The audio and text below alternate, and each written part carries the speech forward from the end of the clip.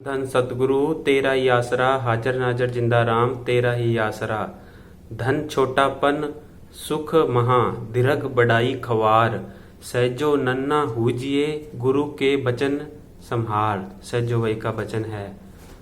बाबा जी महाराज के वक्त का जिक्र है कि डेरे में हुक्म सिंह नाम का एक सत्संगी रहता था।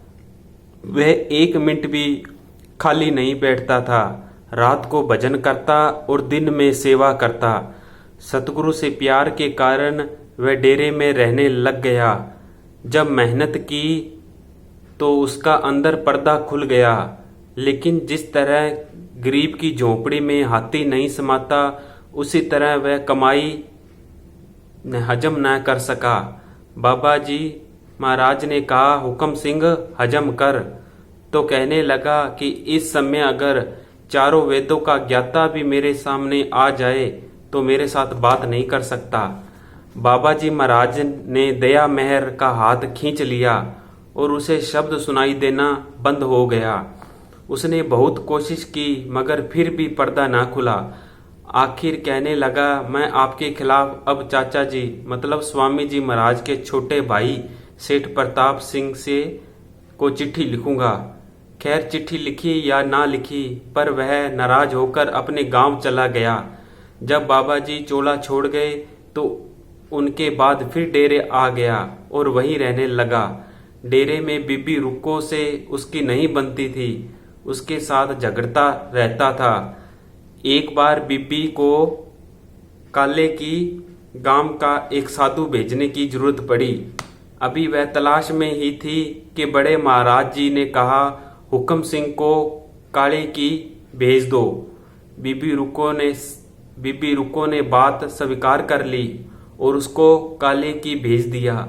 वहां अगर उसके पास कोई सेवा नहीं होती थी तो वह रस्सियां बटने लग जाता।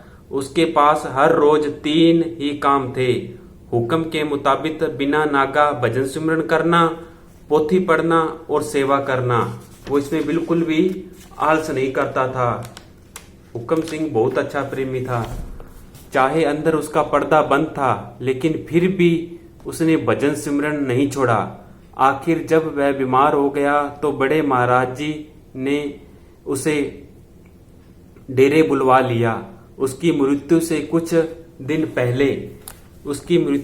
दिन पहले बड़े महाराज जी को आगरा जाना था। उन्हीं दिनों बीबी रखी की सूरत शब्द में लगी हुई थी और आप रोज उसकी तरफ भी जाते थे। बड़े महाराज जी ने सोचा कि आप बीबी रखी को देखकर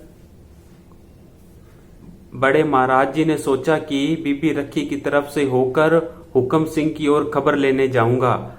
आप बीबी रखी को देखकर उधर जाने ही वाले थे कि हुक्म सिंह वहां से आ गया। बड़े महाराज जी ने कहा, मैं तुम्हारी तरफ ही आ रहा था।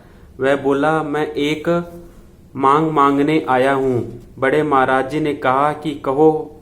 उसने कहा कि मुझे अपने चरणों में माथा टेक लेने दो। बड़े महाराज जी ने कहा कि वह माथा टिकवाना पसंद नहीं करते।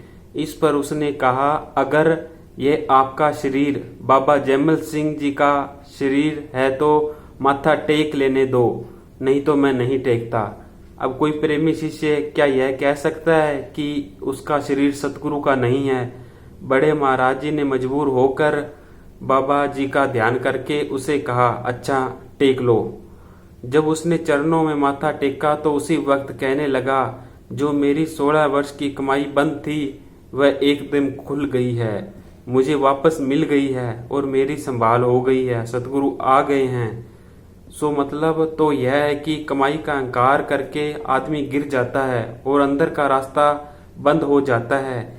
यही शिष्य की आजमाइश का वक्त होता है। उसको भजन सिमरन बंद नहीं करना चाहिए और न ही अभाव लाना चाहिए।